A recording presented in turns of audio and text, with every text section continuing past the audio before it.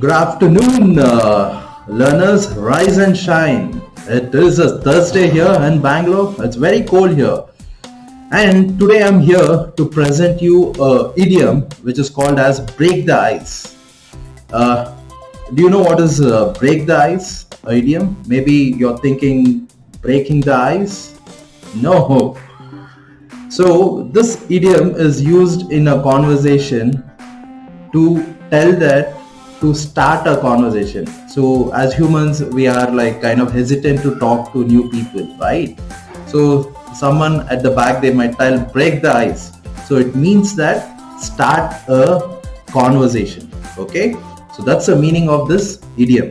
Okay, so I would like you to please use this idiom in your conversation and get back to me with the feedback, and also please subscribe my channel for more such videos. Thank you.